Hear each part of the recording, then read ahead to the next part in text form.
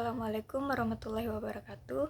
Selanjutnya pada video ini saya akan membahas ulang mengenai pertanyaan-pertanyaan pada saat kelompok 10 presentasi.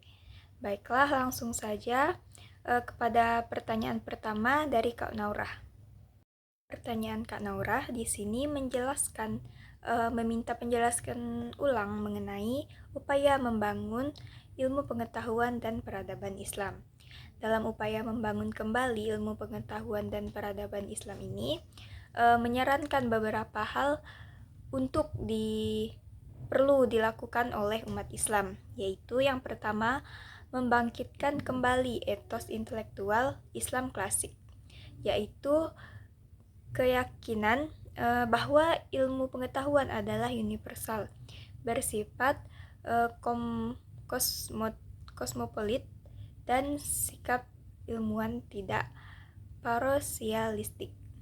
Yang kedua, yaitu membangkitkan kembali etos kemanusiaan, yakni sikap percaya kepada manusia dan kekuatannya, sebab inilah yang merupakan dasar kosmopolitanisme Islam masa lampau.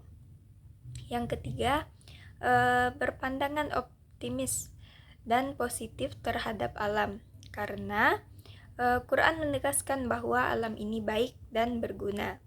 Yang keempat, perlu dikembangkan berbagai nilai asasi yang lain, yang selain benar dan baik pada dirinya, juga merupakan pendukung bagi kreativitas ilmiah.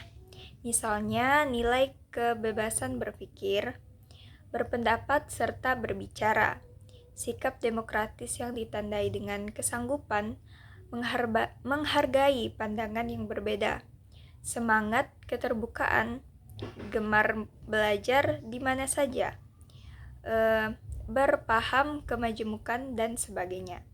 Yang kelima yaitu berpandangan jauh ke depan berdasarkan iman kepada Allah Subhanahu wa Ta'ala. Selanjutnya, pertanyaan dari Kak Ola. Apa perbedaan utama antara filsafat pendidikan Islam dan filsafat pendidikan Barat? Yang pertama yaitu adanya basis dan landasan. Filsafat pendidikan Islam berbasis pada Al-Quran dan Hadis, serta nilai-nilai agama sebagai landasan dalam pengembangan ilmu pengetahuan. Hal ini berfokus pada mencapai ketenangan, kedamaian, dan keselamatan di dunia akhirat. Sedangkan filsafat pendidikan Barat tidak berbasis pada agama dan nilai-nilai keagamaan. Ilmu dikembangkan berdasarkan tradisi budaya yang diperkuat dengan spekulasi filosofis, memutuskan manusia sebagai makhluk rasional. Yang kedua, adanya pengembangan ilmu. Filsafat pendidikan Islam mengintegrasikan sains dan agama dalam mengembangkan ilmu pengetahuan dengan tujuan mencapai puncak fitrah manusia sebagai ketenangan, kedamaian, dan keselamatan di dunia dan di akhirat.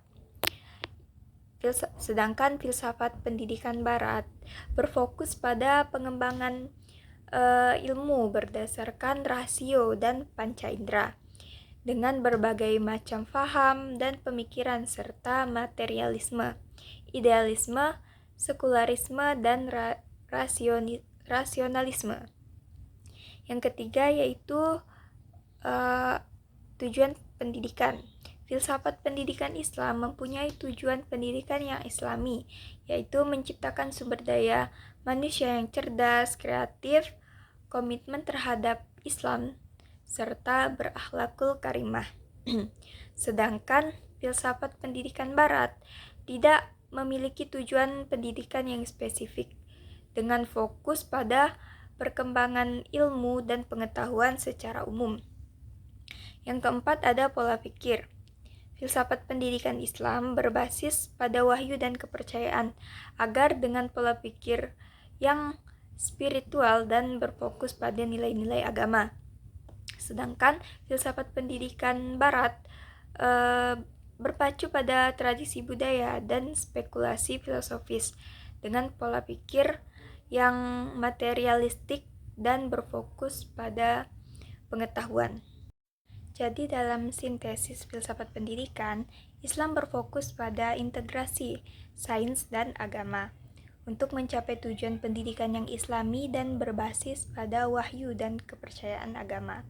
Sebaliknya, filsafat pendidikan barat berfokus pada pengembangan ilmu berdasarkan rasio dan panca indera, tidak berbasis pada agama dan memiliki tujuan pendidikan yang lebih umum.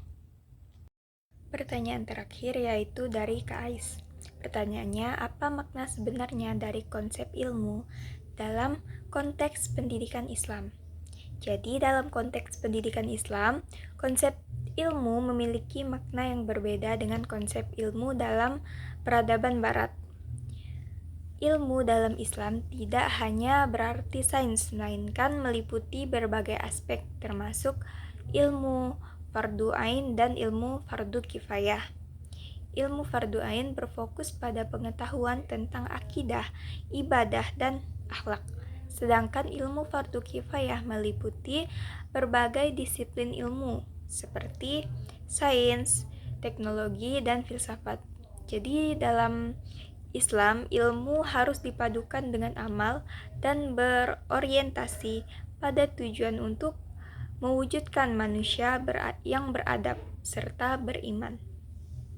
Baiklah, mungkin sekian penjelasan yang dapat saya sampaikan. Kurang dan lebihnya saya mohon maaf. Saya akhiri. Wabillahi taufiq wal hidayah.